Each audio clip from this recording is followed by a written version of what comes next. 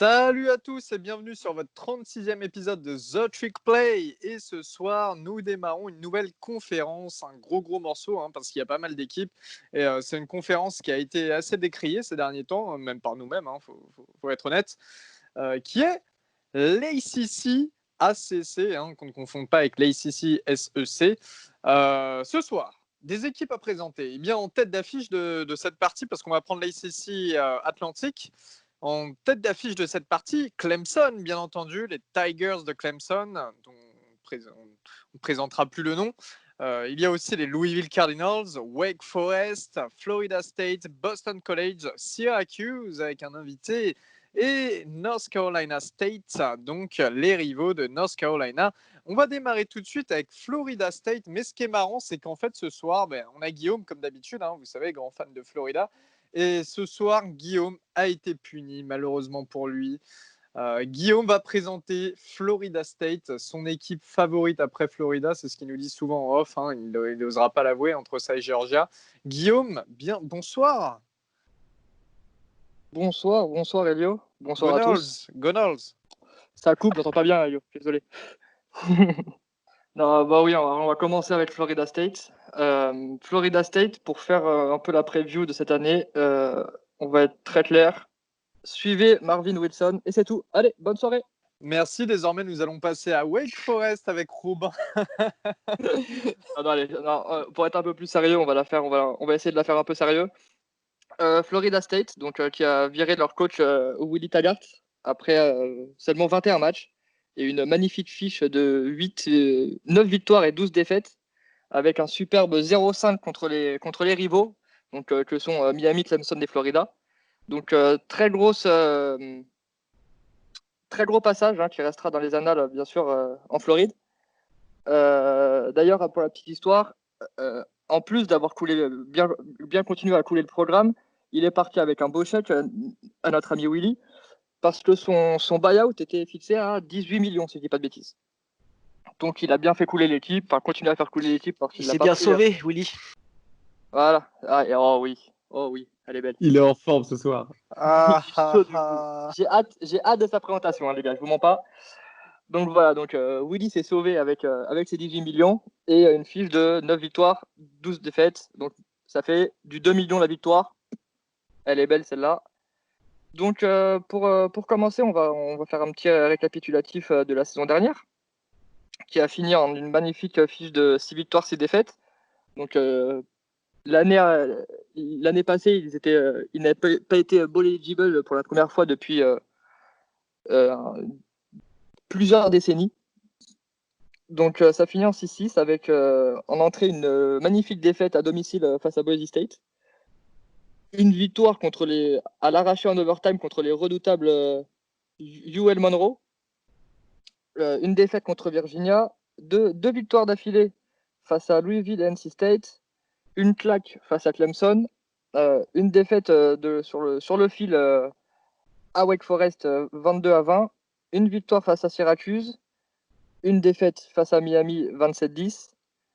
Et deux victoires pour être bowl eligible face à Boston College et face à Alabama State.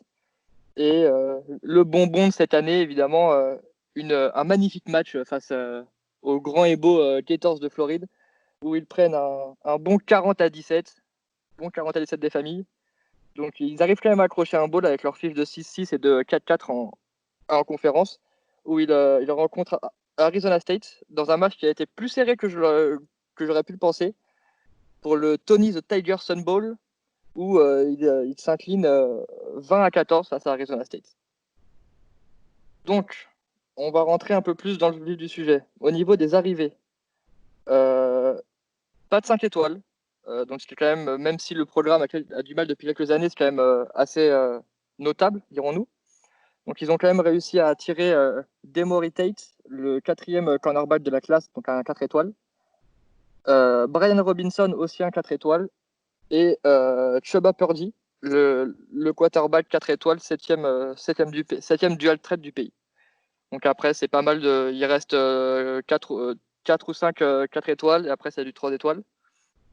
Sur le transfert portal, ils ont quand même réussi à attirer Jarian Jones, le safety, qui était de Mississippi State, donc qui est un ancien 4 étoiles.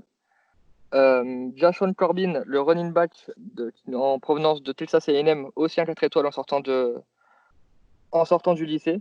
Donc quelques beaux noms qui pourront potentiellement contribuer à cette saison. Donc un recrutement intéressant, pas folichon. Ils finissent 22e national et 4e de la ACC. Donc pour leur performance, je pense pouvoir dire que ça reste un recrutement correct. Sinon, à la draft, ils ont perdu Cam Akers. Et ensuite, en undrafted free agent, ils ont perdu des joueurs importants, comme par exemple le cornerback Stanford Samuels, l'autre cornerback Lavonte Taylor, leur kicker Ricky Aguayo, donc le petit frère du kicker drafté le plus haut, si je dis pas de bêtises, dans l'histoire de la draft. Le plus surcoté de l'histoire. Ouais. J'essaye de rester calme, Elio. J'essaie de rester calme. Ne me lance pas. Donc il perd Ricky Aguayo, voilà, donc le petit frère. Et Alex Hornibrook, le quarterback qui avait joué quelques matchs avec le quarterback vraiment titulaire qui était James Blackmon. Donc des pertes quand même assez importantes sur des postes clés de cette équipe. Donc pour rentrer un peu plus pour cette saison, qu'est-ce qui reste pas, ça on a commencé à le voir. Maintenant, sur le terrain, qu'est-ce que ça va donner? Donc à mon avis, il n'y aura pas vraiment de QB battle pour le poste de quarterback. James Blackman pardon, a eu une saison compliquée, on va pas se le cacher.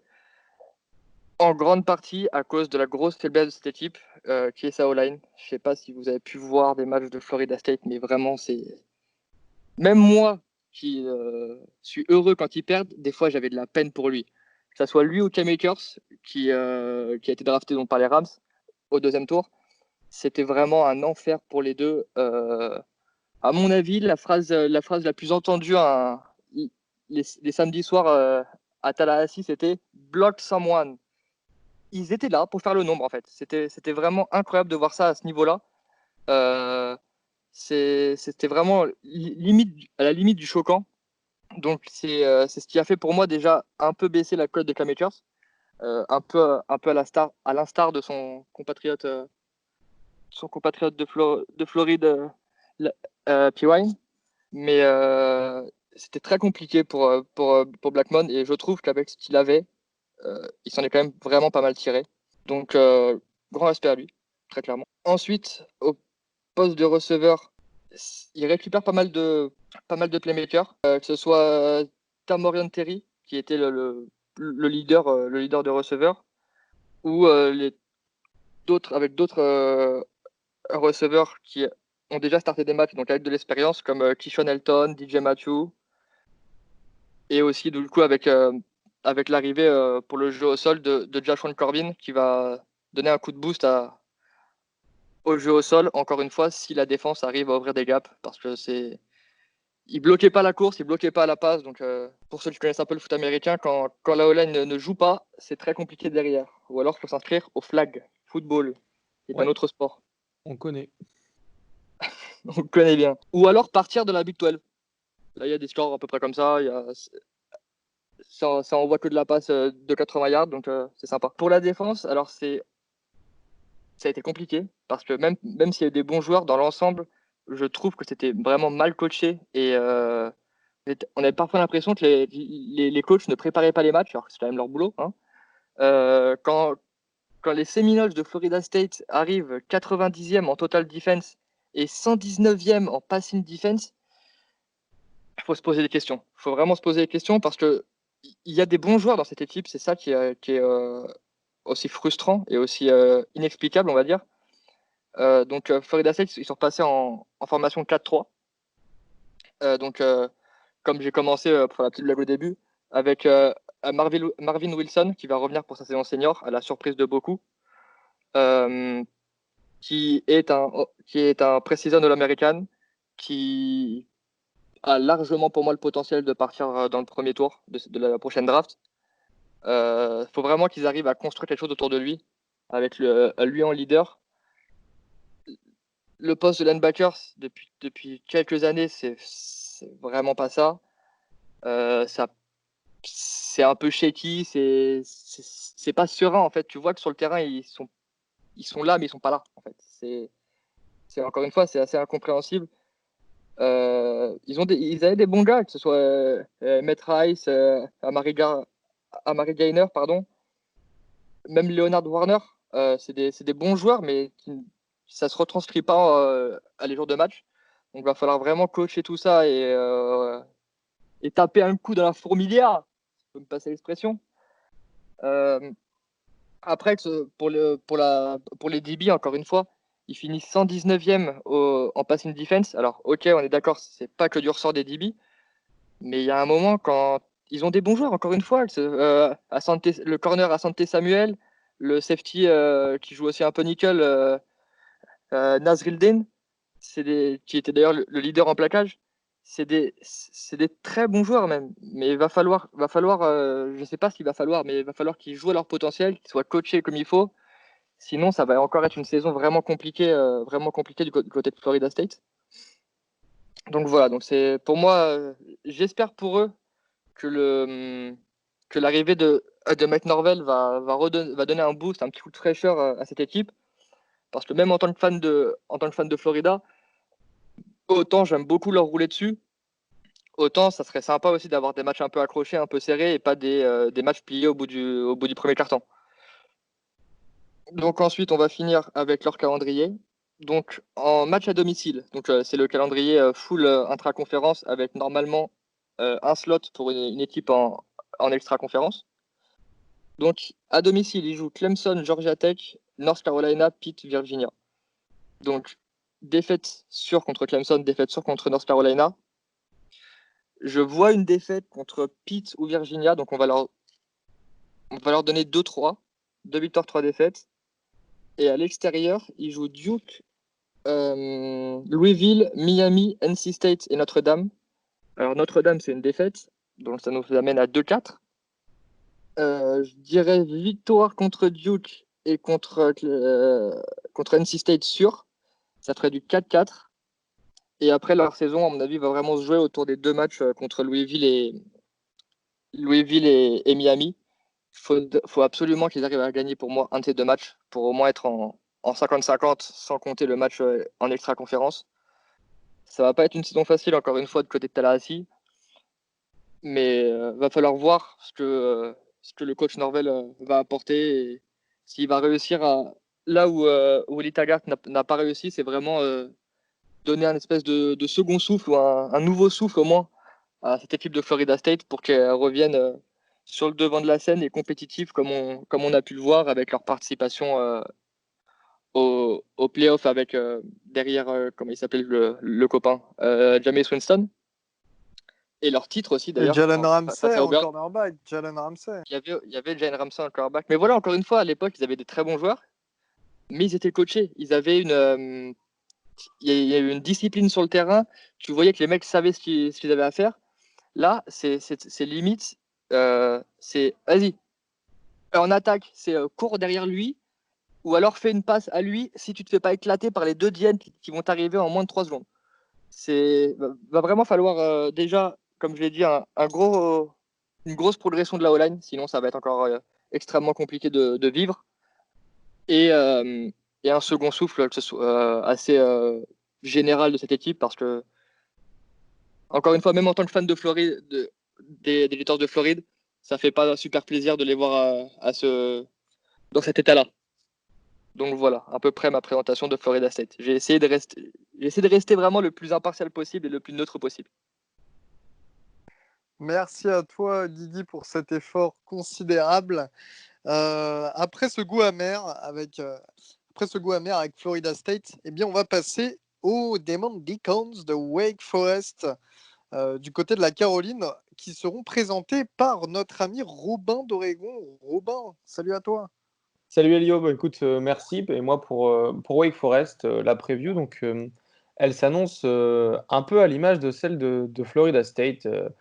quand je me suis, l'année dernière, j'ai beaucoup aimé regarder Wake Forest, notamment grâce à leur système de RPO, puisque le running back ralentit hyper fort, il fait beaucoup plus de pas pour que le quarterback ait le temps de lire. Et si c'est une course, c'est le quarterback qui vient bloquer pour la course, du coup ramener un autre bloqueur, et c'était hyper intéressant à voir. Et moi, c'est quelque chose que j'ai beaucoup aimé regarder l'année dernière. Après, certes, il y a quelques défauts dans le jeu de Wake Forest, mais ça, c'est quelque chose que j'ai plutôt bien aimé regarder. Donc, Wake Forest, l'année dernière, ils ont fini avec 8-5, 8 victoires, 5 défaites, 4 victoires, 4 défaites en conférence. Donc, ils ont d'abord gagné contre Utah State 38-35 en ouverture. Ensuite, ils ont gagné contre Rice, North Carolina, qui était une bonne équipe l'année dernière. Ils ont gagné contre Elon, Boston College. Et ensuite, ils ont perdu 59-62 contre Louisville. Donc, c'est dommage. Enfin, c'était un gros match. Ensuite, ils ont gagné contre Florida State, contre NC State. Et là, en fait, après avoir fait 7-1, ils descendent totalement. Et du coup, ils perdent contre Virginia Tech, Clemson, 52-3. Donc, c'est très dur. Ils gagnent contre Duke et contre Syracuse, ils perdent. Et au New Era Pinstripe Bowl, contre Michigan State, ils perdent le match 21-27. Donc, ça finit avec un bilan de 8-5 après avoir commencé à 7-1. C'est dommage pour Wake Forest qui était sur une bonne ascension avec leur starting quarterback Jamie Newman. Donc en parlant de Jamie Newman, du coup Jamie Newman c'était le quarterback l'année dernière titulaire qui va maintenant partir pour Georgia en tant que grade transfert. Iceman, ouais, prochain Iceman. Premier tour, premier choix devant Trevor Lawrence. Point faible trop fort. Point faible trop fort. Non, c'était gratuit, désolé. Donc sinon, non, c'est vrai que Wake Forest, je dirais que leur off-season, c'est un peu, si je devais définir leur off-season, c'est perdre tout le monde. En fait, parce qu'ils perdent leur starting quarterback en Jamie Newman pour Georgia. Ils perdent leur leading rusher, Kate Carney, qui avait 641 yards. Ensuite, ils perdent Kendall Hinton, pardon, qui était un très bon receveur, qui était un des leaders à la passe, qui avait 1000 yards. Ensuite, ils perdent 3 starters sur la ligne, dont Justin Heron, qui est parti chez les Patriots au 6e tour. Ils perdent leur tight end titulaire, leur linebacker titulaire, leur meilleur linebacker qui était Justin Stranad chez les Broncos au 5e tour, et ils perdent 2 starters en cornerback. Donc ça fait beaucoup de pertes pour l'équipe de Dave Clawson, du coup, qui est le head coach. Et Wake Forest, l'année dernière, ça a bien tourné, sauf que là, ils vont devoir remplacer tous leurs playmakers et leur défense. Quand on perd le starting quarterback, le starting rusher, un très bon receveur, trois titulaires sur la ligne et 4 bons joueurs en défense, ça fait beaucoup pour Wake Forest à surmonter comme épreuve, surtout en une seule off-season. Donc ils seront aidés par Sam Hartman, le quarterback qui a déjà été starter avant de se blesser. Donc il faudra qu'il soit un peu plus précis parce que quand il avait joué, il n'était pas vraiment précis, et surtout qu'il n'est pas du tout mobile. Enfin, pas du tout mobile. Il est moins mobile que Jamie Newman, donc il faudra certainement s'adapter sur le système de jeu. Faudra voir un peu comment tout ça se goupille au niveau du poste de quarterback. Mais pour l'instant, c'est Sam Hartman qui est le leader qui va être quarterback. Ensuite, il va falloir trouver un nouveau running back en tant que tel, mais il y a de bon espoir. Franchement, il y a un bon espoir pour que ça marche quand même. Ensuite, au niveau des receveurs, on aura le retour de Sage Surratt, qui a fait milliards et 11 TD l'année dernière en seulement 9 matchs parce qu'il s'est blessé pour le reste de la saison. Et du coup, c'est cool, il va revenir, il va apporter de l'aide à Sam Hartman, le QB.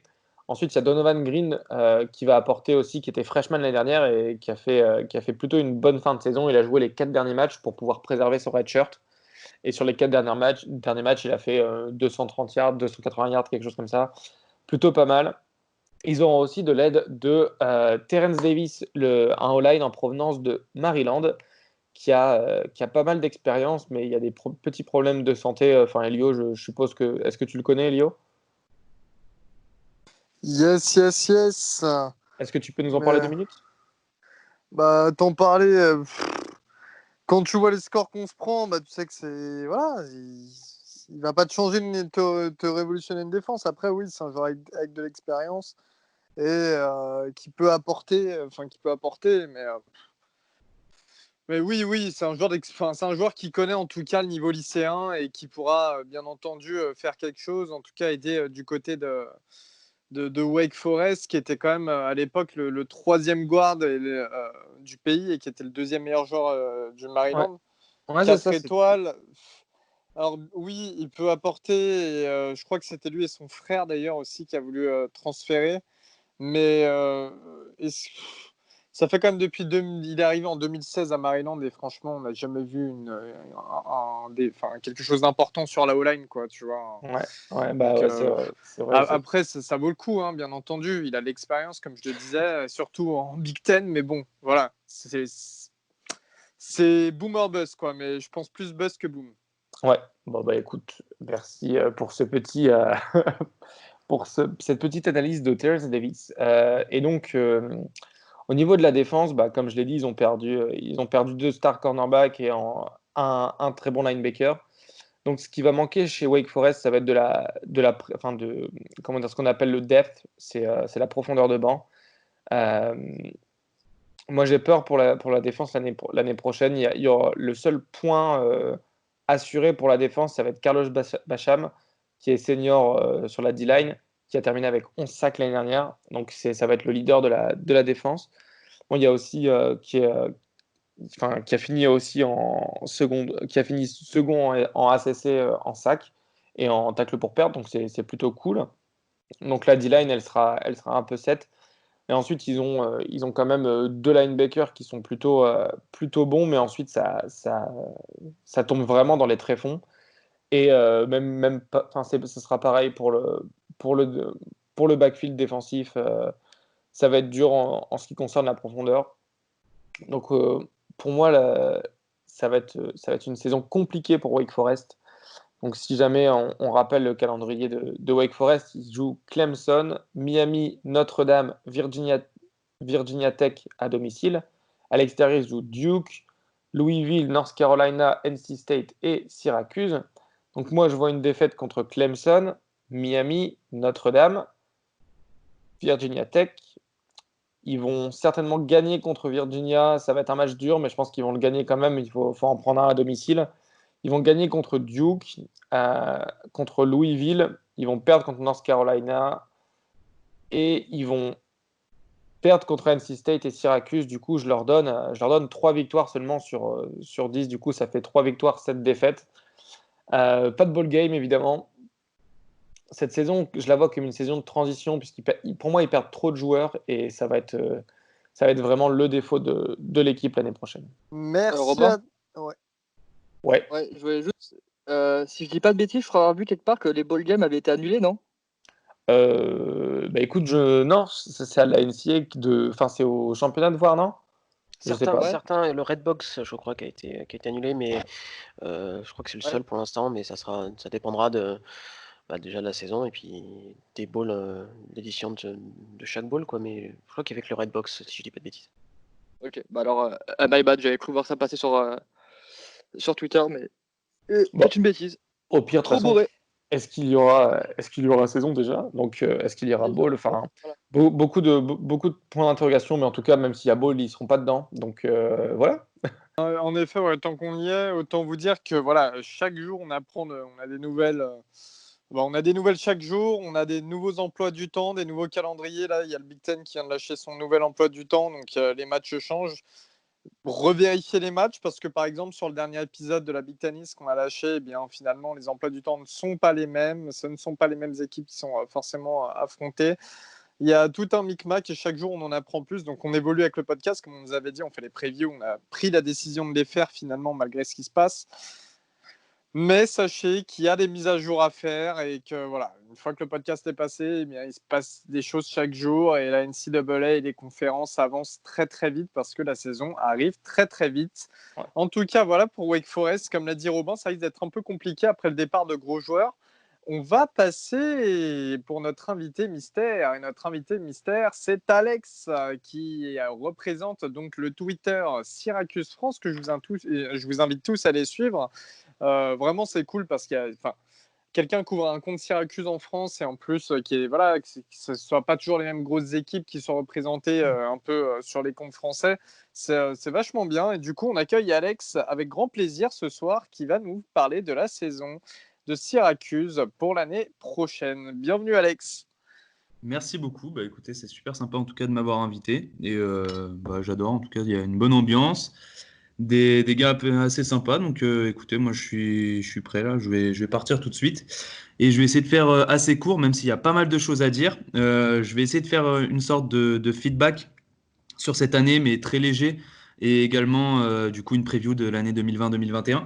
Donc, on va commencer tout de suite par les résultats de l'année dernière. Donc, comme vous le savez tous, du coup, Syracuse a remporté le Rose Bowl, hein, on le sait tous, Bien évidemment. évidemment. Donc non, ça a été une année très laborieuse, donc 2-6 sur la division SEC. En overall, on est sur 5 victoires, 7 défaites, et sur la division Atlantique, on est à 1 victoire, ce qui est catastrophique. Après, c'est une victoire contre justement Wake Forest qui vient de finir. Et une magnifique victoire, un match qu'on retiendra quand même avec un touchdown de 94 yards de 94 yards de Trill Williams à la fin du match sur non pas une interception mais un ballon arraché. Mais après par contre voilà des matchs perdus de peu contre NC State et Pittsburgh, donc des matchs un peu triste. Au niveau de l'AP College Football Poll, l'équipe se plaçait à la 15e position en 2018-2019. Et je donnerai pas le résultat. Et d'un côté, heureusement, du classement de 2019-2020. Donc, on va parler tout de suite du coup des mouvements d'intersaison. Donc ça, c'est ce qui est de plus intéressant, je trouve, cette année, c'est que on a un peu fait le ménage, notamment au niveau des coordinateurs offensifs, avec l'arrivée de Sterling Gilbert, donc qui était l'ex-coach de McNeese State en 2019 et qui a fait aussi 3 années. Donc c'est une petite anecdote. Il a fait quand même 3 années avec Dino Babers, du coup du côté de Eastern Illinois. Il était QB coach et du coup quand Garoppolo y était. Et durant ces années avec Garoppolo, c'est quand même ils finissent du coup équipe, enfin sixième meilleure attaque pardon du pays. Donc plutôt pas mal. Par contre, en ce qui concerne du coup la défense, cette fois-ci c'est l'arrivée d'un nouveau coordinateur défensif, Tony White, donc qui est ex-cornerback coach et coordinateur du passing game à Arizona State. Donc voilà, c'est les 2 recrues principales au niveau du staff. Et voilà. Et donc au niveau des transferts, on a quand même cette année Garrison Johnson, donc le running back qui vient de Texas, qui était de la classe 2019 lui par contre, qui du coup a fait son entrée dans le portail des transferts. Donc je pense que cette année il aura pas sa place derrière Howard et Adams, ça c'est sûr. Donc je pense qu'il fait un bon choix de éventuellement choisir de partir, mais encore une fois il est uniquement dans le transfert, dans le portail des transferts et c'est pas acté. Cette année, il y a aussi également la recrue de Chris Blake, du coup un offensive guard sophomore en provenance de Florida, pour renforcer la O-line et qui peut être très très intéressant, vraiment une armoire aussi. Donc très intéressant pour renforcer l'équipe. Au niveau des blessures, on n'en a pas spécialement. Maintenant, on va passer du coup au point fort, point faible et les joueurs à suivre. Donc cette année, honnêtement, on va passer à l'attaque. Donc au niveau de l'attaque, on a une équipe très faible offensivement l'an dernier. Donc c'est quand même rassurant quand on calcule la moyenne de points par match, qui est quand même de 28. Mais le plus inquiétant, c'est quand on voit qu'en fait, avec 28 points, tu n'es pas capable de gagner un match, ou uniquement 5. Donc voilà, après, ce qui pour moi a posé problème, c'est clairement le passage trop précoce entre Dungey et De Vito, clairement. Et il y a eu un manque de leadership aussi un peu du côté de De Vito. Et ces problèmes de fumble, même si voilà, statistiquement, il n'en a pas énormément, mais c'est des fumbles vraiment importants à des moments où il ne faut pas en faire. Clairement, on parle de. Je repense à une action contre Maryland où clairement, à quelques mètres de la ligne, il se fait arracher un peu le ballon.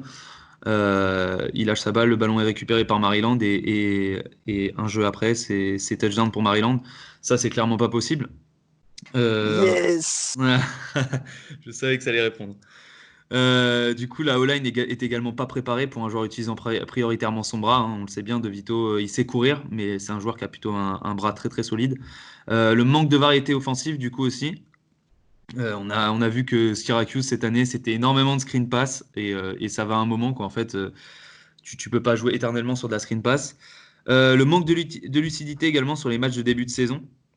Donc clairement, bah, ça revient au fait que bah, les passes un peu hasardeuses de Vito qui sont interceptées au niveau de la sideline, alors qu'en fait il voulait sortir le ballon, enfin des choses un peu aberrantes. Donc voilà.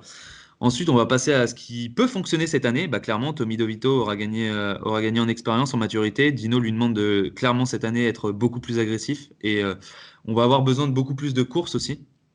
Donc voilà, ça va être un joueur clé, très, très intéressant. Donc je crois aussi en ses armes offensives. Très clairement, cette année, on a 3 wide receivers qui sont très très intéressants. Taj Harris, Nikem Johnson et Ed Hendricks. On a aussi Howard et Jordan au niveau des running backs qui seront aussi très intéressants. Donc voilà, j'ai confiance aussi en cette attaque. Et au niveau du recrutement, on a eu aussi un recrutement très qualitatif, notamment aussi en O-line. Et je pense qu'on peut avoir une équipe assez intéressante cette année. Et aussi dans les années à venir, parce qu'au final, on parle aussi des années à venir. Et donc on peut avoir une équipe compétitive sur les prochaines années, donc les 5 prochaines années. Ce qui peut poser problème, du coup, cette année, clairement, c'est si Tommy DeVito pardon, passe à côté de sa saison ou se blesse, parce que c'est pas Culpepper qui va faire la maille derrière lui, hein, clairement. Et du coup, si le line n'est pas un peu plus renforcé d'ici peu aussi, parce que même si on a de bons offensive guards et qu'on a trouvé un offensive tackle, un right tackle, bah, très honnêtement, je pense qu'on a quand même besoin de se renforcer au niveau des tackles. Donc voilà. Maintenant, on va passer à la défense. Donc, c'était une équipe qui était trop faible défensivement. J'ose même pas connaître le résultat de l'équipe si Coleman et Robinson n'avaient pas été là. Donc, ce qui pour moi a posé problème, bah, c'est les pénalités, très clairement. Je vais vous donner des chiffres, mais vraiment, vous allez halluciner. C'est 12 pénalités pour 122 yards perdus contre Wake Forest. Vraiment. C'est impressionnant. Alors, le match est gagné, certes, mais c'est quand même 12 pénalités pour 122 yards perdus, quoi. En moyenne, sur la saison, c'est 9 pénalités par match. Là, par contre, c'est génial, hein. On est la 5e meilleure équipe du pays, mais par contre, pas dans le bon sens. On finit derrière Tulsa et Tulane, quoi. Donc on est un peu dans le monde à l'envers. Et on est sur une moyenne de 460 yards encaissés par match. Et notre défense se classe comme la 112e meilleure du pays, quoi. Donc c'est pas dingue pour une équipe qui visait le top 20 de ces championnats. Donc voilà. Donc après, on est aussi sur 600 yards et 63 points encaissés contre Maryland. Pour moi, c'est le tournant de la saison. Clairement, ce match contre Maryland, on se fait broyer. Hein, j'ai pas peur de le dire. On se fait vraiment broyer. Notamment bah, parce que vous avez aussi un running back qui fait clairement la maille, mais aussi parce qu'on a une équipe qui est clairement pas au niveau. Des mauvais choix aussi de Dino Babers. Je vais en citer un, mais je vais essayer de vous mettre un peu dans le contexte. Donc, imaginez-vous, vous êtes QB, voilà, votre équipe marche bien, vous êtes dans le 4e quart-temps, 27-27 contre Wake Forest. Vous avez le ballon en attaque, vous êtes assez prolifique, vous arrivez à vous rapprocher, vous savez que derrière, il vous manque un field goal, vous avez quand même André Schmidt derrière, donc vous êtes plutôt à l'aise. Vous vous dites que bon, on va essayer de trouver la field goal range, mais qu'on est assez à l'aise quand même. Il reste 1 minute 14, le temps défile. On a 3 timeouts. Wake Forest en a 2. Et au lieu de patienter et de laisser Wake Forest prendre son timeout et qu'il en reste plus qu'un pour Wake Forest, bah en fait, finalement, Dino prend un timeout à 54 secondes de la fin du match. Et au final laisse à Wake Forest deux timeouts, ce qui fait que une fois que le field goal est converti, donc 30-27, pardon, Wake Forest a largement le temps et il lui reste 2 timeouts du coup pour revenir. Ils le font parfaitement. Ils reviennent à 30-30 alors que le match avec un timeout aurait été terminé. Et voilà, c'est des erreurs toutes bêtes comme ça, des petits défauts, mais c'est des choses qui nous coûtent le match clairement. Donc c'est un peu scandaleux. Ce qui, par contre, peut marcher cette année, bah, très clairement, hein, trust de André Cisco. Pour moi, c'est le joueur qui peut un peu nous sauver cette année. Le recrutement, voilà, donc clairement aussi dans les futures années aussi le recrutement de defensive back, clairement comme Chestnut, qui pourront aussi renforcer un peu nos lignes arrière parce que c'est un peu catastrophique, notamment sur les deep passes. On a une couverture qui est pas incroyable. Euh, voilà, donc c'est ce qui pourrait marcher cette année. Du coup, c'est d'avoir un niveau de defensive back qui sera beaucoup plus important. Ce qui peut poser par contre problème cette année, bah, c'est clairement le manque de Coleman et Robinson. C'est une grosse baisse au niveau des pass rushers, donc une grosse baisse de pression sur les QB, ce qui ne sera pas forcément à notre avantage si nos defensive backs et middle linebackers et linebackers en général ne font pas le taf. et si la continuité de ces pénalités dues au manque d'expérience et de la O-line et de la D-line continue à se reproduire. Donc voilà, donc c'était la petite présentation. Maintenant, je vais passer au calendrier et je vais faire ma petite projection en même temps. Donc cette année, du coup, on a remplacé les matchs de Colgate, Florida et Rutgers, remplacés par Notre-Dame, North Carolina et Duke. Donc on va commencer avec, il y aura Coos Boston College. Je vois une victoire clairement pour Coos. Ensuite, avec un match enchaîné contre Duke, pareil, je vois une victoire pour Coos cette année. Également une victoire contre Georgia Tech et une victoire contre NC State, mais en overtime, vraiment un truc assez serré, pas une victoire large, loin de là, même si je pense que pour tous les matchs avant, ça ne sera pas non plus des victoires vraiment très larges. Et une victoire bien sûr contre Wake Forest, hein, sans être désobligeant. Par contre, je vois clairement, et ça personne ne me contredira là-dessus, des défaites contre Clemson, Louisville, North Carolina et Notre-Dame. Et pourquoi pas pour finir une petite victoire contre Pittsburgh, hein, donc ce qui nous ferait un bilan de 6-4. Je suis assez optimiste, hein, mais un bilan de 6-4, après tout, il faut quand même croire en son équipe. Donc voilà, c'est ce que j'imagine un petit peu. Et donc on va passer du coup au match à ne pas louper cette année. Bah, très clairement, pour moi, le match à ne pas louper cette année, c'est Boston College, déjà de par la rivalité entre les deux équipes, et également l'importance de bien commencer la saison dans le Dôme.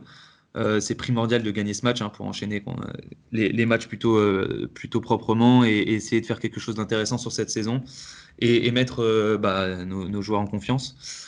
Donc, quels sont les enjeux principaux de cette saison? Bah, commencer fort, vraiment, avec un QB comme De Vito en confiance. Tu peux éventuellement créer des surprises. Pas forcément contre les grosses équipes, mais tu peux créer des surprises éventuellement, je sais pas, hein. Je me lance, hein, contre Louisville peut-être.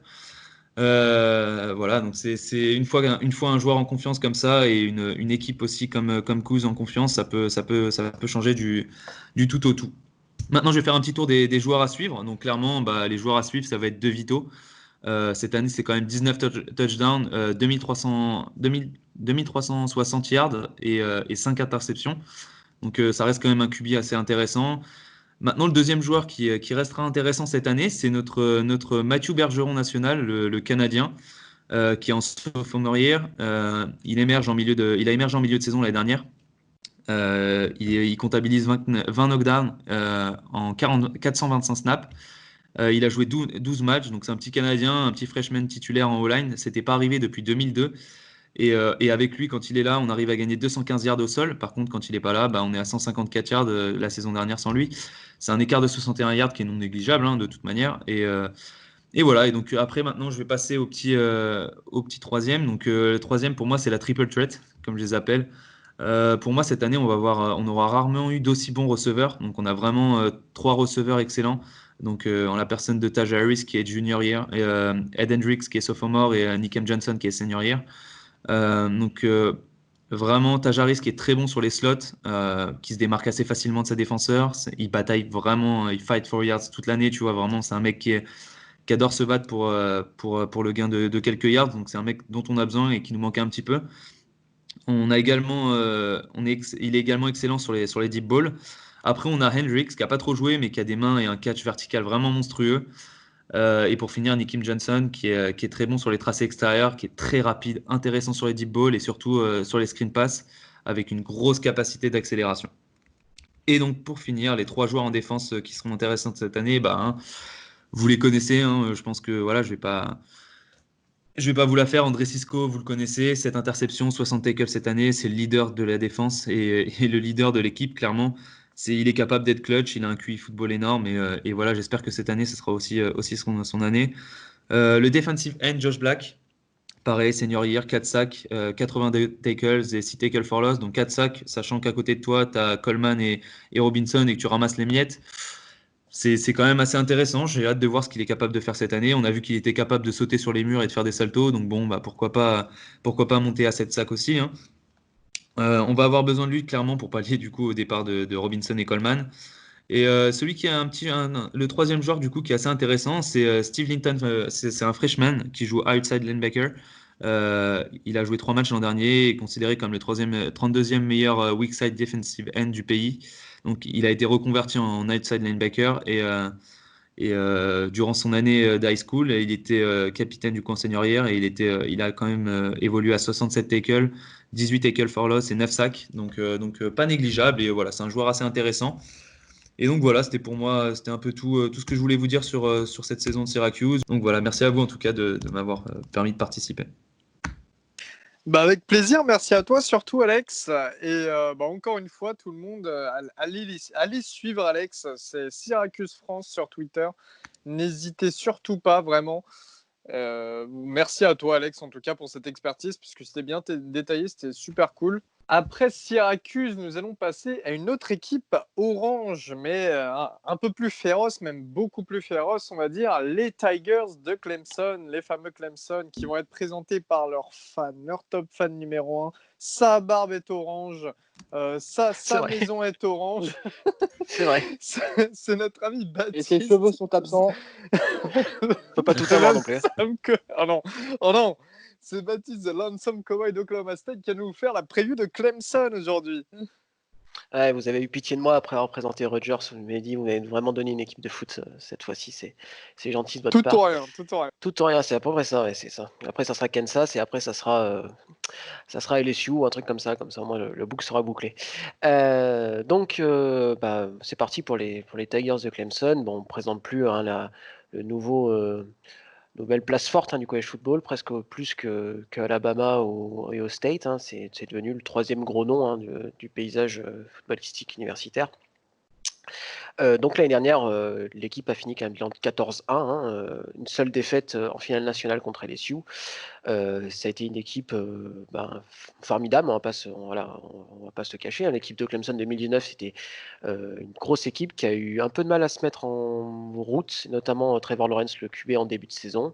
Ils se sont fait peur une fois à North Carolina avec une victoire sur une tentative à 2 points loupée de la part de l'équipe de Mac Brown. Mais en dehors de ça, il y a eu une espèce de locomotive qui s'est mise en place, un peu un diesel, et puis après ça a roulé. Il y a eu passé ce match à North Carolina, ils ont scoré au moins 38 points sur les matchs restants, et avec des écarts faramineux, au moins 30 points, je crois, à chaque fois. Enfin, c'était une équipe qui était sûre de ses forces, menée notamment par Trevor Lawrence, qui avait enfin trouvé un peu de rythme, et Isaiah Simmons, le linebacker un peu dingue, joueur peut-être le plus excitant du college football l'année dernière. Donc Clemson est arrivé sans encombre, là on les attendait, c'est-à-dire en college football playoff, pour un duel avec Ohio State, qui était quand même peut-être plus attendu que l'Oklahoma et LSU, parce qu'on savait que c'était deux équipes qui étaient formidables. Donc victoire à la sortie 29-23 avec les controverses qu'il y a eu, pour ensuite la défaite contre une équipe de LSU qui était tout simplement trop forte. Il ne faut pas enlever le succès de cette équipe de Clemson. Ils sont tombés tout simplement contre peut-être l'une des plus meilleures équipes de l'histoire du college football, ni plus ni moins. Pour moi, LSU, Clemson et Ohio State l'année dernière font partie quand même d'équipes qui sont parmi les plus fortes de ces dernières années. Même si Clemson n'est pas champion national à la sortie. Il faut dire qu'entre Trevor Lawrence et Simpson, Travis Etienne, etc., et Justin Ross, il y avait quand même du talent à tous les niveaux, et que c'était une équipe quand même très excitante à avoir joué, très bien coachée aussi. Ça, c'est quand même hyper important. Donc au niveau des départs, il y a eu 7 joueurs draftés, notamment Isaiah Simmons chez les Cardinals avec le 8e choix, au EGTL, le cornerback chez les Falcons avec le 16e. La ligne offensive a pris assez cher avec les 2 départs des 2 guards, John Simons et Tremaine Hatchroom, respectivement chez les Riders et les Rams. Donc pas d'arrivée au niveau malheureusement du portail des transferts. Mais une promo de recrutement qui est extraordinaire, et je pèse mes mots, avec notamment les 2 Edge, Brian Breeze et Miles Murphy, qui étaient respectivement 1er et 7e national, qui pourraient jouer dès leur année de true freshman, puisqu'en plus ils étaient déjà là sur le campus en janvier, et on sait que c'est hyper important, notamment pour les très gros prospects, de se mettre directement dans l'équipe. Donc voilà, donc ils ont eu peu d'entraînement de spring, mais mine de rien, ils en ont eu un petit peu, et on pourrait les voir dans le 2 deep cette année. Notamment Miles Murphy, qui, même si était un peu moins bien classé que Brian Breeze, apparemment a fait très forte impression auprès des coachs. Et le 3e petit joyau de la promo, c'est le quarterback DJ Yuga Lele, qui nous vient de San Bosco en Californie, une espèce de place forte du high school football, qu'on ne présente plus. Donc c'était tout simplement le meilleur quarterback de la session 2020. Il devrait prendre des rênes l'année prochaine. En tout cas, c'est une promo. Voilà, Clemson recrute vraiment très bien, même niveau que les plus grands noms maintenant du college football. Et donc ils ont passé un cap en fait. Ils ont plus d'années off en fait. Finalement, ils perdent des joueurs, mais ils les remplacent par des joueurs qui sont au moins aussi bons. Et c'est là la grande force de Clemson. Honnêtement, des programmes comme ça, je pense qu'il y en a 4. Il y a Georgia, Ohio State, Alabama et eux, maintenant, qui sont capables de perdre des 5 étoiles et puis d'en récupérer, voilà, comme si de rien n'était. Donc voilà, c'est la grande force de Clemson. Pour cette année, alors en attaque, on va plus présenter la plus belle chevelure du college football, Trevor Lawrence, qui devrait partir au premier choix l'année prochaine. Je crois que c'était toi la plus belle chevelure. Non, moi c'est la plus belle barbe. Attention, Ah oui. c'est au visage, mais Ah pas, oui, pas le même endroit. toi, c'est plus Tanner Morgan, c'est ça, en effet. Exactement. Qui a perdu sa cible principale d'ailleurs, un peu de respect pour ce pauvre Tanner Morgan. Donc Trevor Lawrence, peut-être le point d'interrogation, c'est de savoir si ce qu'il va jouer la saison ou pas, puisque on vient de parler de Tanner Morgan qui a perdu Batman, son receveur principal, qui a décidé de ne pas jouer la saison prochaine. Alors honnêtement, je serais très surpris si Trevor Lawrence ne jouerait pas la saison, mais il a plus à perdre qu'à gagner finalement à y jouer, on peut se le dire. Il est attendu au premier choix, tout simplement, avec la saison qui est quand même pointillée. Est-ce qu'il y aura une saison, est-ce qu'il n'y aura pas de saison? Voilà, on sait que pas mal de prospects qu'on attend au premier tour pourraient prendre le choix de ne pas jouer cette saison, pour garder cette place au premier tour l'année prochaine, puisqu'on sait qu'il y a énormément d'argent à la sortie. Il faut pas, on prend ça d'un aspect sportif en disant mais il va pas jouer, c'est dommage. Oui, mais il y a tellement de perte d'argent. Demandez à Larry Tunsil et son masque à gaz un soir de draft combien d'argent il a perdu sur cette affaire-là. Donc c'est une décision qui peut se comprendre, qu'on regrette bien sûr en tant que fan de college football, mais qui peut se comprendre. Donc Trevor Lawrence en poste de quarterback est probablement le meilleur one-two punch au poste de running back avec Travis Etienne et Lindsey Dixon. Donc Travis Etienne qui était l'un des meilleurs rushers l'année dernière du college football et qui a décidé, un peu la surprise générale, on va pas se mentir, de revenir cette année à Clemson. Donc il sera secondé par Lindsey Dixon qui est un junior. Pareil, c'est des prospects. Alors c'est deux prospects que je connais bien puisqu'ils étaient Oklahoma State était dans le top 3 final de ces deux joueurs-là. Donc c'est des prospects que je connais depuis très très longtemps. Donc des joueurs formidables, Travis Etienne, un vrai bulldozer. Et Lindsey Dixon peut-être un peu plus tout en finesse, mais voilà, c'est des joueurs qui sont le plaisir à voir jouer, qui courent derrière des grosses lignes. C'est de très bons running backs qui sont presque aussi forts les uns que les autres. Honnêtement, si Travis Etienne était parti à la draft, je pense pas que Clemson aurait perdu grand chose avec Dixon. Pour moi, c'est le meilleur duo de coureurs du college football et très largement. Au niveau des receveurs, c'est peut-être là, avec la perte de Justin Ross, qui ont une blessure colonne vertébrale, si je dis pas de bêtises, arrêtez-moi les copains, qui est out pour la saison. Et là, par contre, même s'il recrute très bien, ça laisse quand même un gros vide, parce que Justin Ross était quand même peut-être pareil, top 2, top 3 des receveurs du college football. Et donc forcément, quand vous perdez quelqu'un de ce talent-là, même si vous recrutez très bien, il faut quelqu'un qui soit capable d'apporter autant que lui. Justin Ross était quand même presque milliard, 8 TD. C'était la deuxième cible principale après T. Higgins pour Trevor Lawrence l'année dernière. Donc il faudrait que Joseph Ngata, qui était la recrue phare de 2019, récupère un peu de la production de Justin Ross. Et pourquoi pas Cornell Powell, c'est un redshirt senior. Alors c'est assez rare dans les programmes comme ça, mais en tout cas, le staff en entend beaucoup de lui, peut-être un peu à la manière de Hunter Renfro, avec peu de réceptions, mais des réceptions très importantes pour faire sur des third down, des choses comme ça. Donc voilà, les postes de receveur et la ligne offensive, ça va être un peu les points d'interrogation. La ligne offensive a perdu 4 de ses titulaires. Le seul qui reste, c'est Jackson Carman, le left tackle. Mais encore une fois, on sait qu'il recrute très bien. Moi, j'aime beaucoup le right guard de Will Putman, qui est un sophomore qui devrait apporter beaucoup. Et les coachs sont assez fans de Jordan McFadden, qui est un redshirt sophomore, et qui devrait faire parler de lui. Et pourquoi pas à la draft l'année prochaine. Donc une offensive nouvelle, mais il y a tellement de talent à Clemson que finalement, je suis même pas sûr qu'ils y perdent tant que ça. On va passer du côté de la défense. Alors par contre, la ligne, là, c'est tout le contraire. Et tous les titulaires de l'année dernière reviennent, menés notamment par Xavier Thomas, le junior, qui est attendu assez haut aussi à la draft en avril prochain. Il n'a pas eu une saison extraordinaire l'année dernière, pardon. Mais moi, je fais confiance en Brett Fanable, le coordinateur défensif, hein, qui est probablement peut-être le meilleur coordinateur de tout le college football. Pour jouer sur ses forces, hein, c'est un peu ce coordinateur défensif, il est assez extraordinaire puisque une année ils vont être imbattables sur la ligne, une autre année ils vont être imbattables dans les airs. Ils sont quand même, voilà, c'est un coordinateur qui sait jouer au max, qui sait optimiser ses forces. Et je sais qu'il y a beaucoup de programmes qui ont essayé de le récupérer, notamment Texas Tech l'année dernière, hein, puisque le directeur athlétique de Texas Tech était en fait un ancien coéquipier, hein, de Brent Venables, mais voilà, sans succès. Je pense qu'il est très bien où il est, et puis peut-être qu'il attend tout simplement que notre cher Dabo Swinney parte à la retraite pour prendre ou à Alabama plutôt, et pour prendre sa place derrière.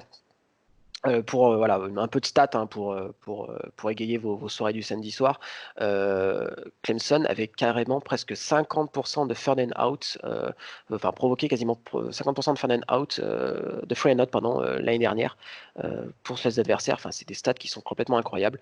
Et quand on voit que les 4 devant, ils reviennent, et quand on voit l'état parfois des lignes offensives dans la SEC, je pense qu'il y a beaucoup de quarterbacks qui doivent déjà avoir des sueurs froides d'affronter Foster, Davis, McPhinney et Thomas, parce que c'est quand même très très costaud. Donc voilà, donc une ligne, voilà, très bonne, mais par contre derrière, Isaiah Thomas, on sait que Isaiah Simmons, pardon, et on sait que ça va être dur à remplacer. Mais il y a alors pas vraiment un petit jeune parce qu'il est déjà junior, mais James Skolsky, apparemment il était tellement fort dans les spring practice que en fait les coachs le mettaient sur le banc parfois parce qu'il était trop fort au poste de linebacker. Donc voilà, c'est un petit peu peut-être là où ça va peut-être un peu pêcher cette année. Linebacker et peut-être secondary, parce qu'il n'y a que, mine de rien, Darion Kenrick qui est de retour. Mais bon, pareil, là, ils ont tellement recruté. J'aime beaucoup Mario Woodrich en junior, en poste de cornerback. Et le strong safety, Laden Zanders aussi, un sophomore. Voilà, c'est des joueurs qui vont être hyper intéressants. Et moi, honnêtement, je fais vraiment confiance à Brett Venables parce qu'il a toujours très très bien coaché ses équipes et je pense pas que ça va beaucoup changer, hein. Mine de rien, je pense que Simons va quand même manquer. On l'a vu l'année dernière, par exemple, chez Alabama, avec la blessure de Dylan Moses. Même quand on pense que finalement, on va pas tant manquer que ça, on sait que le poste de inside linebacker est quand même hyper important. Et Bama sans Dylan Moses l'année dernière, ça a été moins bon. Peut-être que Clemson risque de sentir l'absence de Simon cette année. Mais moi, honnêtement, je me fais pas trop de soucis parce qu'en plus, ils ont quand même la chance de jouer dans une SEC qui est faible. Donc, je pense pas que ça se voit. Mais s'ils arrivent en College Football Playoff, si College Football Playoff il y a, ça sera peut-être là où ça sera un petit peu plus compliqué. Donc, on va pouvoir déjà se projeter un peu sur l'année 2020. Donc, pour rappel, ils joueront que 10 matchs, puisque l'ACC a demandé un schedule de 10 matchs avec 5 matchs à domicile, 5 matchs à l'extérieur. Les matchs à domicile, c'est Boston College, Miami, Pittsburgh, Syracuse et Virginia. Et les matchs à l'extérieur, Florida State, Georgia Tech, Notre-Dame, Virginia Tech et Wake Forest. Alors qu'on soit très clair, le seul match qui devrait vraiment poser des problèmes à Clemson, c'est le déplacement à Notre-Dame, parce que c'est jamais. Syracuse. Et le match contre Syracuse, on sait que voilà, Et le il match y a quelques anecdotes de matchs un peu âpres là-bas. Mais honnêtement, la différence de talent est tellement importante avec les autres équipes que même sur un jour sans, comme ça peut arriver dans toutes les équipes, je pense qu'ils ont trop de talent par rapport à d'autres aux autres équipes de la conférence pour perdre les matchs. Voilà, donc après c'est le problème de ces très grosses équipes, hein. C'est college football, playoff ou bust, hein, comme on a dit tout à l'heure. C'est tout ou rien pour Clemson. Et ils savent qu'une seule défaite, ça les condamne carrément à la course au college football de playoff, parce que la CC est tellement faible que perdre contre Miami ou perdre contre Boston College, ça le fait pas sur le CV pour envoyer dans les 4 meilleures équipes. Donc en fait, c'est un peu ça cette espèce d'épée de Damoclès auquel ils ont toujours sur la tête. Bama peut se permettre de perdre une game. Ohio State peut se permettre de perdre une game. Bon, pas contre Purdue de 40 points, mais Clemson ne peut pas se permettre de perdre une game parce que c'est trop faible. En plus, cette année, ils ne joueront pas North Carolina. Et ils vont jouer Boston College qui change de coach, Syracuse où c'est quand même très compliqué, Virginia qui est sur la pente descendante après une très bonne année 2019, Georgia Tech où c'est encore en reconstruction, Florida State nouveau coach. Hein. Honnêtement, moi, si c'est pas un 10-0, c'est qu'il y aura eu catastrophe dans l'équipe. Alors, on n'est pas à l'abri de surprise parce qu'on sait qu'ils ont quand même eu un printemps un peu compliqué. Il y a une histoire avec. Dabo s'est beaucoup exprimé sur le Covid en disant qu'il allait y avoir une saison forcément. Enfin, du Dabo Sweeney dans ses grandes œuvres. Hein, un peu à la manière de McGundy. Hein, c'est des gens que je trouve excellents coachs, mais en tant que personne et être humain, j'ai un peu plus de mal. Il s'est beaucoup exprimé sur le Covid, sur la saison, etc. Et puis il y a eu une histoire avec Danny Pierman, qui est le coach des tight ends et des special teams, sur une histoire vous savez, avec le mouvement Black Master, ça a soulevé pas mal de petites histoires dans le college football avec des mots, le N-word hein, pour le dire, qui a été utilisé parfois par des coachs de blancs sur des joueurs noirs, et apparemment ça a été le cas avec Danny Pierman. Donc voilà, il y a eu un peu un peu de nuages dans le beau ciel bleu de Clemson. Et la position des supporters de Clemson aussi, il y a quand même une partie qui a, disons, un certain point de vue vis-à-vis du mouvement BLM, et ça fait, j'ai vu quand même, on a vu d'ailleurs plusieurs joueurs qui ont un peu flip, qui avaient commit à Clemson ou qui avaient Clemson dans leur top school pour commit, et finalement, qui ont un peu changé d'avis par rapport à ça. Tout à fait, ouais. Après les anciens joueurs, bien sûr, après ça va vite d'un côté ou de l'autre. Hein. Beaucoup d'anciens joueurs ont dit que Dabo était un formidable coach, etc., etc. Mais c'est vrai que ça peut marquer, ça peut, disons que Clemson, comme Oklahoma State, fait partie des programmes dont on a parlé pas forcément bien pendant l'intersaison, et ça c'est jamais bien, quoi, tout simplement. Donc voilà. Après, honnêtement, je me fais pas de soucis. 10-0.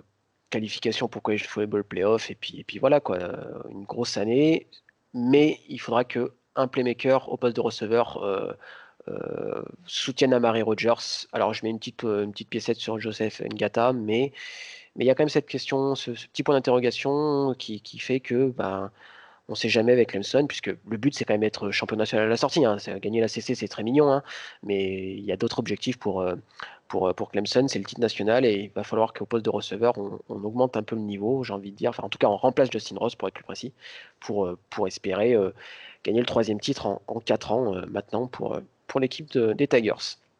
Et voilà. Merci beaucoup, Batou, pour cette présentation de Clemson. Donc, ça y est, vous l'avez. Quand même, j'espérais quand même que tu m'appelles Batou, quoi. J'étais triste. Depuis le temps. Du coup, après Clemson, après ce gros morceau qui est Clemson, on va passer du côté de la Caroline du Nord et du côté de Raleigh-Durham, en présentant NC State, North Carolina State, les Wolfpack, qui vont être présentés par moi-même, Elio de Maryland. Aujourd'hui, les Wolfpack, alors, juste pour vous citer, déjà pour vous mettre en condition, les Wolfpack sont quand même connus pour être une bonne école de quarterback. Hein. Le dernier, c'est Ryan Finlay, mais avant, il y a quand même eu Jacoby Brissett, Mike le voleur d'argent Glennon, et un certain Russell Wilson avant qu'il parte, qui ait son transfert à Wisconsin. Et il y a eu pas mal de joueurs, hein, des Bradley Chubb, Garrett Bradbury. Enfin, voilà, il y a toujours des gros recrutements en draft, des grosses drafts du côté d'NC State. Mais malgré ça, NC State n'est pas encore reconnu, ne se porte pas encore à sa valeur, si je puis dire, de ce qu'a produit pour la NFL. Alors, les résultats pour la dernière saison, c'est 4 victoires pour 8 défaites. Et en conférence, c'est 1 victoire pour 7 défaites, donc très mauvais. Hein. La seule victoire notable que je pourrais donner face à une équipe à peu près bon niveau, c'est face à Syracuse, et c'est un pauvre 16-10. Durant la saison, il y a eu quand même 4 rivalités. NC State qui a des rivalités de partout, et il n'y en a eu qu'une seule de gagnée, c'était face à East Carolina. Donc pas top, pas top. Et puis sinon que des grosses défaites avec des gros scores, hein, notamment face à Clemson, North Carolina, Wake Forest, les équipes qui étaient en forme la saison dernière. Bien entendu, pas de bowl et pas des people cette saison. Au niveau des mouvements de l'intersaison, eh bien, c'est la 8e saison pour le head coach Dave Doran qui a un bilan de 47 victoires pour 42 défaites avec North Carolina. Donc, qui n'est pas North Carolina State, il faut bien que je le dise pour différencier. Mais donc, un bilan qui n'est pas terrible pour un coach de college football, sachons-le. Le nouveau offensive coordinateur, en revanche, est très intéressant. Et d'ailleurs, ça ne m'étonnerait pas qu'il prenne un poste d'head coach dans les futures saisons. C'est Tim Beck, qui était quarterback coach et offensive coordinateur du côté d'Ohio State, puis de Texas, qui a eu sous son aile un certain Sam Ehlinger, mais aussi J.T. Barrett, Shane Buechele, sans compter, là je parle juste en termes quarterback, hein, pas en termes de tous les receveurs qui entouraient ces joueurs. Au niveau, il y a eu aussi un changement en défensive coordinateur principal. Il y avait deux coordinateurs principaux l'année dernière, il n'y en a qu'un seul qui est resté. Au niveau de la draft, eh bien, départ au 5e tour du defensive tackle Latrell Murchison du côté des Titans, gros morceau Murchison, et départ de James Smith-Williams au 7e tour du côté des Washington Redskins, enfin des Washington maintenant. Une petite draft pour une fois du côté d'NC State, parce que vraiment, comme je vous le dis, souvent, il y a pas mal de joueurs qui sortent tout de même. Au niveau des commits, c'est seulement la 42e classe du pays et la 7e en ACC. C'est pas trop mal, cela dit, d'être 7e en ACC, mais 42e, c'est beaucoup trop loin dans le classement pays. Les seuls gros joueurs notables qui sont arrivés, c'est Porter Brooks, le wide receiver 4 étoiles, Ethan Lane, qui est le 16e center du pays, Ben Finlay, qui est seulement le 28e quarterback du pays, et sinon que des joueurs 3 étoiles. Je vais vous éviter de vous énumérer tous les noms. Transfert, l'arrivée de Daniel Joseph, qui était un ancien edge 4 étoiles du côté de Penn State, ça va faire du bien à la défense, et Daniel Joseph qui va devoir sauver sa tête du côté d'NC State. Alors, en attaque, et avec les joueurs à suivre en attaque notamment, il va y avoir une bataille au poste de quarterback, parce que voilà, ça se joue entre deux quarterbacks. Le sophomore, le deuxième année, Devin Leary, qui est un ancien 4 étoiles, qui a partagé du temps de jeu la saison dernière avec un certain Bailey Hawkman, qui est en classe junior. Et Hawkman était le meilleur quarterback en JUCO de 2018. Voilà, la JUCO, on en parle beaucoup, on en parle tout le temps. À chaque fois qu'on parle des classes de commit, on parle de JUCO. Mais c'est vrai qu'il y a des joueurs qui sortent de JUCO. Et encore une fois, voilà, il y a Cam Newton qui est sorti de JUCO. Il y a aussi un certain Chad Kelly qui est un peu moins réussi derrière, mais qui est sorti de JUCO. Voilà, au niveau des quarterbacks. Donc, une bonne petite bataille entre Leary et Hawkman. On va voir qui va gagner, qui va remporter ça durant cette off-season qui est assez étrange et surtout durant la saison qui arrive. Le running back deuxième année aussi, Zonovan Knight, qui est un ancien 4 étoiles. La saison dernière, sur sa saison freshman, c'est 745 yards et 5 touchdowns. Donc, ça sera pas mal. Et il formera un beau duo avec l'autre running back, lui aussi sophomore, Jordan Houston, qui est très bon dans les airs. Donc, on sait très bien les formations à deux running backs, ce que ça peut apporter. Il y a un retour des 3 receveurs titulaires, Emezier, Carter et Thomas, et du très très bon tight end senior. Enfin, j'ai bonne confiance en lui, j'ai bon espoir. Kerry Angeline, qui a été auteur de 5 touchdowns la saison dernière. Donc une attaque qui est quand même plutôt complète, sachant que la classe de commit 2019 au niveau de la O-line était très très bonne. Et ça, je pense que... Alors, Augustin, on ne l'entend pas ce soir, mais lui, c'est le premier à exposer le fait qu'une bonne O-line égale une bonne offense.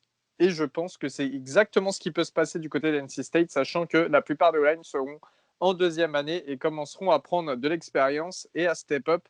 Donc, c'est une attaque qui sera efficace, en tout cas comme en 2019, parce qu'en 2019, elle n'était pas si mauvaise, l'attaque, sous la houlette de Tom Beck, le nouveau. Cette année, ça sera sous la houlette de Tom Beck, donc Tom Beck qui apportera quand même une belle expérience venue d'Ohio State et de Texas. Je pense que l'attaque cette année du côté d'NC State peut être vraiment sympa à regarder et surtout cette bataille QB parce que les deux quarterbacks sont plutôt pas mal. J'ai regardé pas mal de vidéos et quelques matchs. Franchement, il y a de quoi faire. Au niveau de la défense, alors de la défense, c'est une bonne classe commit quand même en 2018 et 2019, faut le dire, malgré que cette année ce soit différent. Il y a un très beau trio de defensive tackle, mais qui sera emmené par le junior Alim McNeil, 5,5 sacs la saison dernière, qui est un des meilleurs joueurs défensifs. Au niveau des linebackers, eh bien, il faudra compter sur le deuxième année Peyton Wilson, qui est un 4 étoiles et qui était le 4e outside linebacker du pays en 2018. Peyton Wilson qui va vraiment occuper la partie centrale de la défense et qui va être le capitaine, je pense, défensif, sincèrement. C'est ce qui est prévu en tout cas. Il a déjà joué assez de matchs la saison dernière pour commencer à grandir. Le backfield, en revanche, qui va manquer d'expérience et beaucoup de leadership. Le seul joueur vraiment qui vaudra à peu près le coup, c'est le safety junior Tanner Ingles, excusez-moi, qui a été à 69 tacles la saison dernière à 4 pass deflection. Sinon, il n'y a pas vraiment de joueurs qui ressortent, donc ça va être un peu compliqué quand même. Je pense que la défense va commencer à progresser, mais bon, il y aura toujours ce point faible des defensive backs. Après, je pense que la défense sera quand même, je sais que c'est pas une grosse analyse de dire ça, mais je suppose en tout cas que la défense sera quand même meilleure que la saison dernière. En tout cas, avec une meilleure offense en plus, je pense qu'NC State peut faire autre chose, peut montrer autre chose et ne pas gagner que face à des petites équipes. Au niveau du calendrier, eh bien, les 4 premiers matchs sont annulés en raison du Covid. C'était face à Mississippi State. C'est un match qui aurait pu être très intéressant. Troy, Delaware et Liberty, des matchs moindres, on va dire. Ils démarrent finalement la saison à l'extérieur pour leur rivalité face à North Carolina, les Tar Heels, la grosse équipe, la deuxième grosse équipe d'ACC qu'on présentera bientôt. Ensuite, match à domicile face à Duke, match face à Florida State, Georgia Tech, Miami, Wake Forest, déplacement à Pittsburgh, à Syracuse, à Virginia et enfin à Virginia Tech. Les enjeux de cette saison, eh bien, c'est tout simplement de faire une meilleure saison. Voilà, c'est des joueurs, comme on l'a dit, qui sortent de quand même. C'est une équipe qui sort de 2 dernières bonnes classes de commit. Donc, elle ne devrait que progresser. Il va falloir développer l'attaque autour avec Tim Beck. Je pense vraiment que cette attaque va être sympa à voir. Voilà, il y a que des mecs qui sont sur le retour. Il y a une bonne O-line. Il y a 2 bons quarterbacks qui vont se battre. C'est plutôt à ce niveau-là que je conseillerais de regarder NC State. Va falloir quand même faire progresser la défense avec des joueurs à fort potentiel, notamment sur la D-line. Comme je vous l'ai dit, voilà, il y a des beaux noms, il y a des bonnes recrues ces dernières saisons. Donc la défense qui quand même devrait apporter plus de sacs et plus de tacles. Et il faut devenir une des équipes ACC à abattre et pas rougir du voisin North Carolina, même si c'est difficile. Mais il faut quand même essayer de s'orienter vers le top 5 de la ACC. Et quand je dis top 5, qui regroupe l'ACC Coastal et l'ACC Atlantique. En projection, je suis à 6 victoires, 4 défaites, avec des défaites face à North Carolina tout de même, Miami et les 2 Virginia. Et puis donc des victoires face à Duke, Florida State, qui me font plus peur, comme l'a dit Guillaume, Georgia Tech, Wake Forest, qui ne font plus peur, comme l'a dit Robin, et Pittsburgh et Syracuse. Voilà pour les Wolfpack de North Carolina State. Et tout de suite, eh bien, on va enchaîner et passer sur les Louisville Cardinals qui sont présentés par notre ami Valentin Dolmis. Valentin, salut à toi. Salut Elio, salut tout le monde. Alors, pour revenir sur Louisville l'année dernière, enfin la saison passée, ils ont eu un bon bilan de 8-5 et 5-3 en conférence, avec une victoire au Music City Bowl contre Mississippi State 38-28. Donc, en sachant qu'en 2018, ils avaient connu vraiment une sale année avec 8 défaites, surtout après avoir connu un talent comme Lamar Jackson. Ils étaient vraiment pas en très bonne posture. Donc, c'est le coach Scott Satterfield, qui est à sa 2e année, qui a vraiment réussi à redresser la barre, avec comme coordinateur offensif Dwayne Ledford et en défensif Brian Brown. Alors, l'attaque, elle sera menée par le junior Michael, je ne sais pas comment on dit, Cunningham, qui était au début de saison le remplaçant de Jaywan Pass. Il a su montrer à l'entraînement et surtout après une blessure de Jaywan qui ferait un meilleur passeur que lui, mais qui garderait surtout cette double menace au sol et aérienne.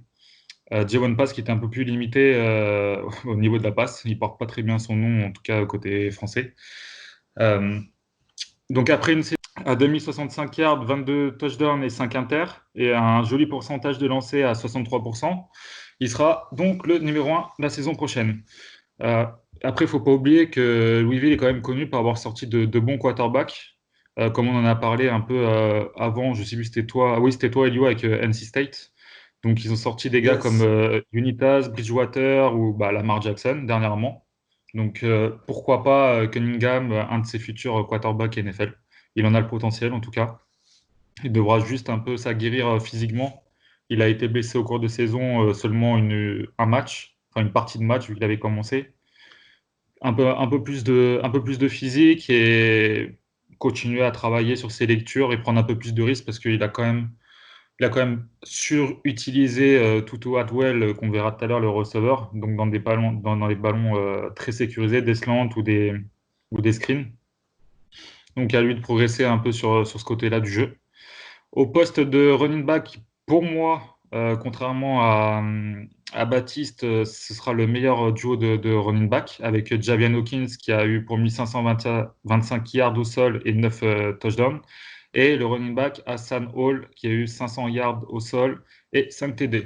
C'est pour moi, ça va être des armes de choix pour Dwayne Edford, le coordinateur offensif, et ce qui fait qui sont pour moi vraiment le meilleur duo d'ACC. Javian Hawkins qui sort quand même d'une saison assez incroyable. Il me semble qu'il avait battu un record de l'université, je ne sais plus lequel, je l'ai plus sous les yeux. Enfin voilà, donc du coup, un gros jeu au sol pour l'année prochaine. Au niveau des receveurs, du coup, je parlais tout à l'heure, c'est Tutu Atwell qui sort d'une grosse saison à 1272 yards et 11 TD, qui sera le receveur numéro 1. C'est pas un gros gabarit, c'est un 5'9". Il a un rôle un peu de speedster. S'il a le ballon dans les mains et qu'il a de l'espace devant lui, c'est touchdown assuré. Euh, il s'avère par contre assez bon quand même sur les ballons longs. Il prend très rapidement il prend rapidement de vitesse, c'est sûr. Il prend de vitesse les cornerbacks sur des tracés verticales, mais il possède des bonnes mains. Souvent, c'est un peu ce qui pêche au niveau de ses receveurs petits, rapides. Il a quand même de bonnes mains, donc c'est vraiment un très bon receveur qui se présentera sûrement sur la prochaine draft. Au poste de numéro 2, c'est Dez Fitzpatrick, qui lui apportera le rôle de go-to-guy. Il fait 6'2", donc c'est 1m94, 95, je ne sais plus. Donc c'est un gros gabarit. De toute façon, on peut voir au niveau de ses stats sur les matchs la saison passée qu'il a surtout été utilisé sur les matchs un peu galères, où il fallait aller chercher des points rapidement. Donc côté vertical, c'est vraiment un gars sur qui on peut compter avec des mains sûres. Le dernier joueur de cette attaque aérienne à pas négliger, c'est le tight end Marshall Ford. Il a cumulé que 292 yards, mais il a marqué 7 touchdowns la saison dernière. Mais surtout, il était freshman. Donc ça annonce du très lourd. C'était un 4 étoiles. Donc il va falloir surveiller cette année pour voir si vraiment il a réussi à progresser pendant l'intersaison. Et ça pourra faire vraiment une cible de choix dans la end zone pour Cunningham. Alors pour finir en attaque, c'est peut-être un peu le point négatif, c'est la O-line. La perte de Mickey Beckton pour la draft va être dure à combler, surtout que le titulaire, il est lui aussi parti. Ça va être donc deux jeunes joueurs avec peu d'expérience de ce côté de la ligne. Ce sera sûrement un sophomore et un junior qui étaient remplaçants la saison passée. Le point positif, c'est que par contre, les deux guards et le centre sont de retour, ce qui va servir sur le running game. Et pour parler un peu sur l'année dernière, juste pour vous parler un peu de cette O-line, elle a quand même permis 129 plaquages pour perte la saison dernière. Donc, ce qui montre un peu la surutilisation des running backs et des screen pass. Cette saison, avec la perte de Beckton, ça va être encore plus dur. Donc, il va falloir vraiment qu'ils arrivent à progresser assez rapidement, les deux nouveaux tackles. Sinon, ça va être assez compliqué. C'est vraiment une équipe en attaque qui a créé des big plays. C'était vraiment ça, Louisville. Donc, s'ils arrivent à corriger ce tir, s'ils arrivent à corriger ça, pardon, ça va vraiment être une très très grosse attaque. Ils marquaient beaucoup de points l'année dernière. Et du coup, ils en ont pris beaucoup. C'est pour ça qu'on va passer sur la défense.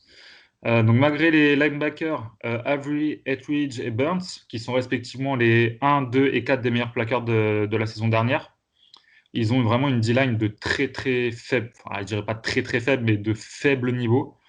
Malik Clark, Tabarius Peterson formeront la D-line avec Jared Goldwire, si on le dit en anglais, qui sera sûrement le point fort de cette D-line, mais c'est des gars qui vont pas apporter du danger sur les quarterbacks adverses.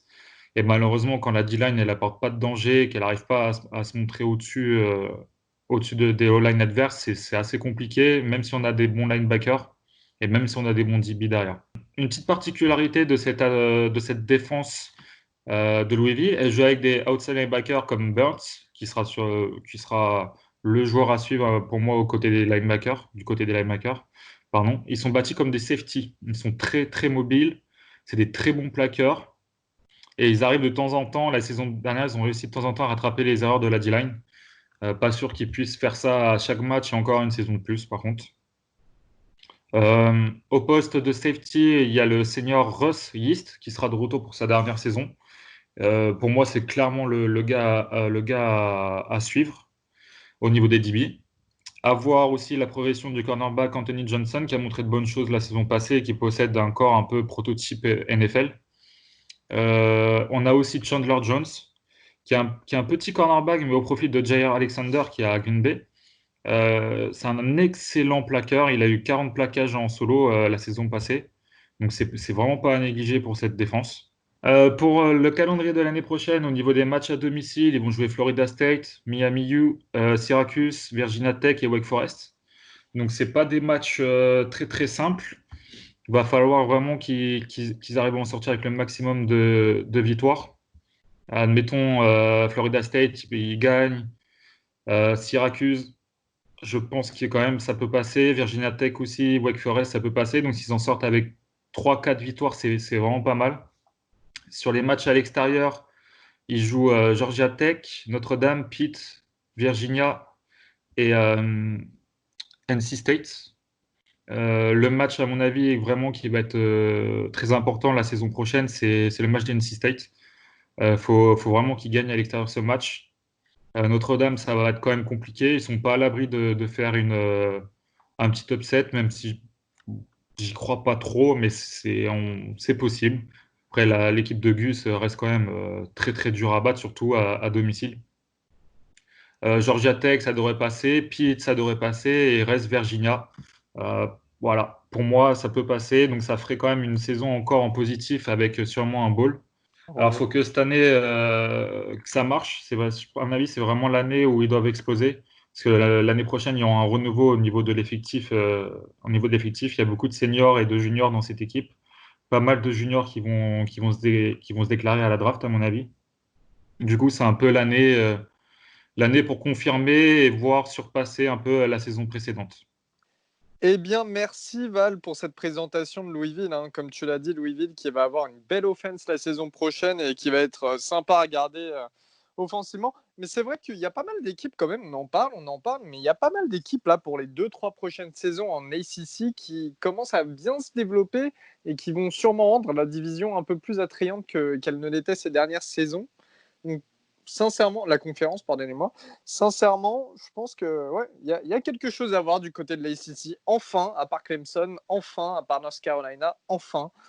Et vous verrez ça aussi dans le prochain épisode avec l'autre partie de la ACC. Tout de suite, c'est Augustin qui va clôturer ce podcast, cet épisode, avec la présentation de Boston College. On se tourne du côté du Massachusetts. Augustin, c'est à toi. Merci Lio. Du coup, on part du côté de Boston College. Alors Boston College sort d'une bonne saison sur le plan comptable, du moins. L'ancienne équipe de Matt Ryan a gagné 6 matchs, dont une probante face à Virginia Tech, mais on a perdu 7, dont 2 grosses défaites qui viennent ternir le bilan face à Kansas et Wake Forest. Quand on perd face à Kansas, on ne peut pas se satisfaire. C'est une des pires équipes du college football et ça ne va pas. Les autres matchs ayant été perdus face à Louisville, Clemson, Notre-Dame et Florida State. Avec un bilan de 6 victoires, ils se sont donc qualifiés pour le Ticketmaster Birmingham Bowl.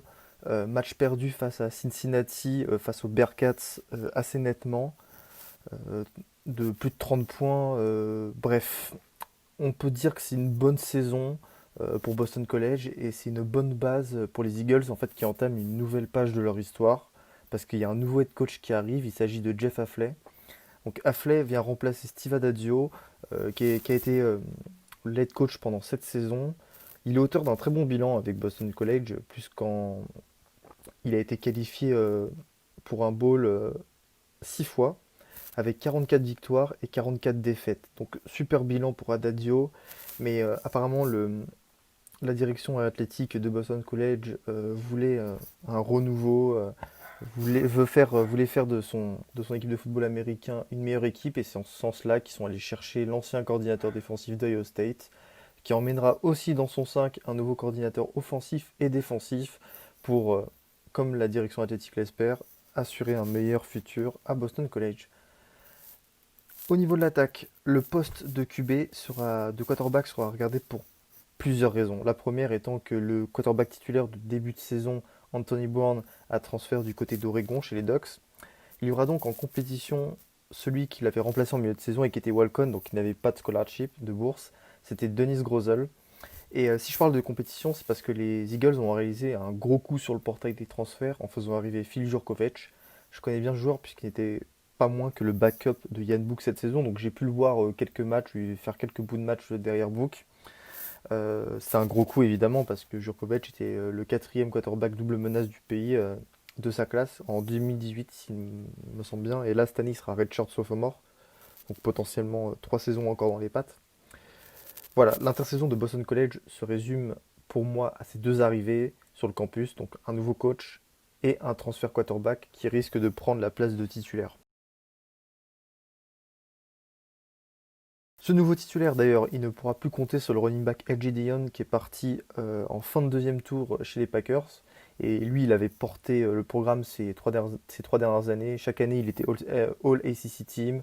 Mais je me fais pas trop de soucis sur le running game parce qu'il sera remplacé par le talentueux David Bailey, qui est déjà expérimenté et qui sera évidemment énormément mis à contribution dans un programme qui a l'habitude de voir ses running backs beaucoup courir, grâce notamment à des super bons O-line qui sortent en NFL.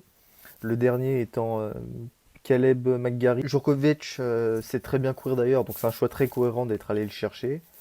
Sur la ligne, 4 titulaires sur 5 sont de retour, dont le guard Alec Lindstrom et l'offensive tackle Ben Petrula, tous les deux promis de façon sûre à 100% à la NFL. Et il faudra compter une fois de plus sur la ligne qui devrait faire un super travail du côté du Massachusetts. Au niveau de la défense, c'est un nouveau cycle qui s'annonce parce que le nouveau head coach Hafley est un coach défensif.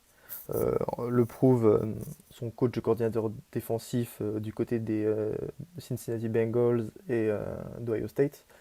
Il devra remédier à la très mauvaise défense des Eagles. A noter que son nouveau defensive coordinateur n'est autre que l'ancien coach des linebackers de Mississippi State et de Cincinnati. Donc en fait, qu'il se soit occupé des linebackers, c'est une très bonne nouvelle parce que la grande force de cette défense, ce sera les linebackers, avec en tête le duo Max Richardson et John Lamotte. C'est des linebackers qui plaquent à tour de bras et qui viendront suppléer une ligne défensive, enfin, qui ont suppléé déjà cette année une défensive qui était à la ramasse, qui n'arrivait pas du tout à saquer le quarterback. Donc voilà, vous l'avez compris, il manque un pass rush du côté de Boston College. Ça va être le problème principal au niveau de la défense. 3 starters sur 4 sont de retour au niveau du backfield, qui a beaucoup souffert l'an dernier. Et voilà, donc le nouveau coach devrait laisser son empreinte sur tous ses joueurs et donc améliorer cette défense qui était trop friable. Et c'est que cette amélioration de la défense, bon, c'est pas une grande analyse, mais en attaque, ça marchait plutôt bien, ça courait plutôt bien. Il y aura des bonnes armes cette année en attaque. S'assurer une bonne défense, c'est gagner les matchs qui étaient serrés l'an dernier. Au niveau du calendrier, Boston College jouera à la maison 5 matchs, en vue du nouveau calendrier de la ACC, face à Georgia Tech, Louisville, North Carolina, Notre-Dame et Pitt. En revanche, ils se déplaceront à Clemson, Duke, Syracuse, Virginia et Virginia Tech. C'est un calendrier, disons-le franchement, difficile, même s'ils reçoivent 3 cadors de la division chez eux. L'objectif serait de se qualifier pour un bowl en gagnant 6 matchs. 6 bowls il y aura évidemment, entre guillemets. Moi je vois 4 victoires maximum. Georgia Tech à la maison, Pitt, pourquoi pas les chatouiller Louisville, et en déplacement, allez, je vois aucune victoire en fait. Ou alors peut-être une victoire face à Syracuse en déplacement, mais ça sera très compliqué, ça se jouera à rien du tout. Donc voilà, c'est pour ça que je parle de défense qui peut faire gagner des matchs. Il y a quand même trop d'incertitudes sur cette défense pour avoir des conclusions sur cette équipe. Voilà, donc tout dépendra de l'intégration du nouveau quarterback et du nouveau coach. Merci Augustin pour ta présentation de Boston College. On sait que la semaine prochaine, eh bien, tu nous présenteras quelque chose qui te tient un peu plus à cœur. En tout cas, merci à tous de nous avoir écoutés comme d'habitude. Alex, merci à toi d'être venu. Merci beaucoup. Encore une fois, les Suisses Merci à vous pour l'invitation. avec plaisir. Et comme je viens de le dire, n'hésitez pas à aller sur Syracuse France. Voilà, on se dit à la prochaine les amis. Salut, salut. Ciao. Salut. Salut. À plus dans le bus.